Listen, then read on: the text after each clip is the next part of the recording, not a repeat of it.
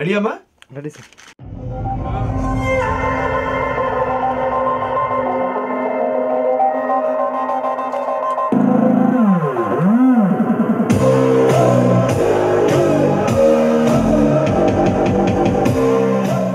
అందరికీ నమస్కారం.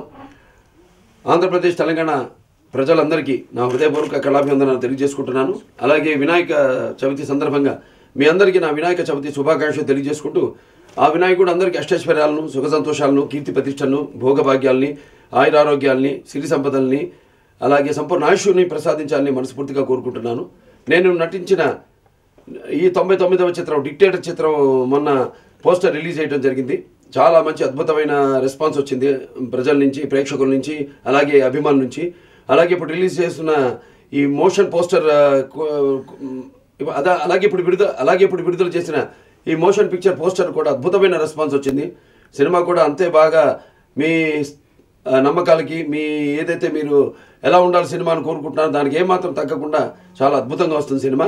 తప్పకుండా మీరు అనుకుంటున్న స్థాయికి ఈ చిత్రం చేరుకుంటుందని, మళ్ళీ మనకి మన రికార్డులను మనమే బద్దలు కొట్టుకునే స్థాయికి ఈ చిత్రం వస్తుందని మనస్ఫూర్తిగా మీ అందరూ తెలియజేసుకుంటూ, మీరు చూపిస్తున్న ఈ ఆదరణ, అభిమానమే నాకు శ్రీరామ రక్ష. ఈ యొక్క ఆదరణ, అభిమానాలు ఏవైతే మీరు చూపిస్తున్నారో ఇవి కాలకాలం మనతో ఇలాగే కొనసాగాలని ఆ విఘ్నేశ్వరుని కోరుకుంటూ, ఒక కళమ తల్లి బిడ్డగా, అలాగే ఒక నటరత్న నందమూరి తారక రామారావు గారి బిడ్డగా ఆయన స్థాయికి, ఆయన ఏదైతే మీరు ఊహించుకుంటున్నారో ఆ చిత్రాలన్నీ ఆ స్థాయికి వచ్చేలా తప్పకుండా నా వంతు కృషి నేను చేస్తానని ఈ సందర్భంగా మీ అందరు తెలియజేసుకుంటూ, మరొకసారి మీ అందరికీ నా వినాయక చవితి శుభాకాంక్షలు తెలియజేసుకుంటూ సెలవు తీసుకుంటున్నాను. సో అందరికీ నమస్కారం.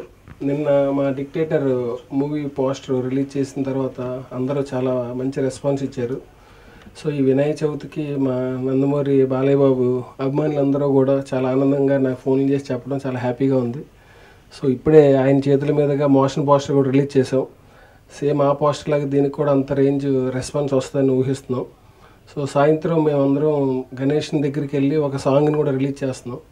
సో ఈ గణేష్ మహారాజు ఫంక్షన్ చుట్టూ మా అన్నీ రావడం అనేది మా అదృష్టంగా భావిస్తున్నాం. తప్పనిసరిగా ఈ డిక్టేటర్ సినిమా ఫ్యాన్స్ అందరూ ఏ రేంజ్లో అయితే ఊహించుకుంటున్నారో ఆ రేంజ్లో ఉంటుందని, దానికి తగ్గట్టుగా మా టీం అందరూ పనిచేస్తున్నాం అని చెప్పి నేను అనుకుంటున్నాను. Thank you very much. నా పేరు బొమ్మాళ రాజా. నేను చనిపోయి ప్రేతాత్మగా మారి రాసిన ఆత్మకథ.